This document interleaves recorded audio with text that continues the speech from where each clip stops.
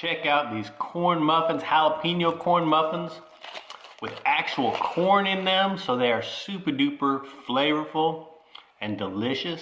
These are going to have several ingredients in them, so if you're a purist and you're like, I just want cornbread, cornmeal, flour, this has got a little more in it. It's got a little bit of spice to them. A little kick. Okay, so we're just going to mix some dry ingredients together.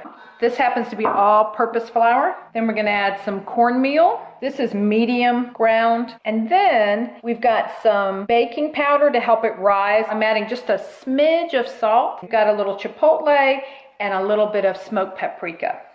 Then we're just going to mix that together. And that's all we're going to do to the dry ingredients. Now let's mix together some pizzazz to add to it. So we're going to start with an egg. I like to just give it a little whisk, even though we're going to mix it all together. Going to add some milk for a little creaminess. Oil, you can add butter if you need to. We are going to add some honey. Some people are like, no sweetener in my cornbread. We're going to mix this around. I like to add corn to my cornbread. It adds a little bit of moisture without having to add any more oil or milk. And then also a little bit of minced onion.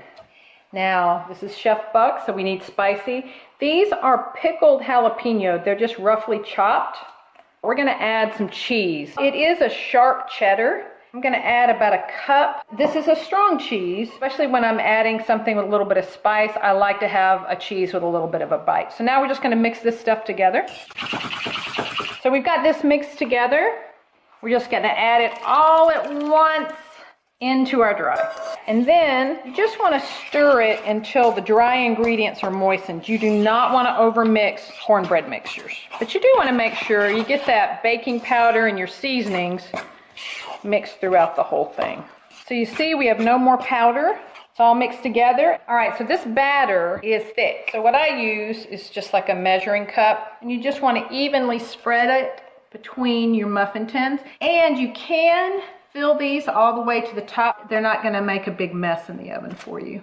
Now we're going to place some fresh jalapeno slices on the top. This is definitely optional, but it makes them look really nice when they come back out of the oven. They've risen a little bit and you've got these little rings on the top. But if you have a little bit of extra cheese, you know, who doesn't like cheese?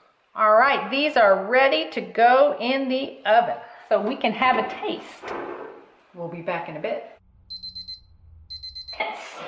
Oh yeah. Oh, these look fantastic. Just to be sure, we're going to use, in this case, a toothpick. If you don't have a toothpick, a knife will work. We're just going to stick it all the way down, bring it up. Now you have cheese and things in here, so it's not going to be perfect. Now see, there's a couple little crumbs, but there's not a bunch of goo, a lot of batter sticking to it. You know, having them in the oven for a half hour, that's quite a long time. That is a long time. When you have wet ingredients like that corn and the jalapenos in there, it needs a little more cooking time. So we're going to give them 5 minutes just to cool in the tins. Yeah, we got to wait another 5 minutes.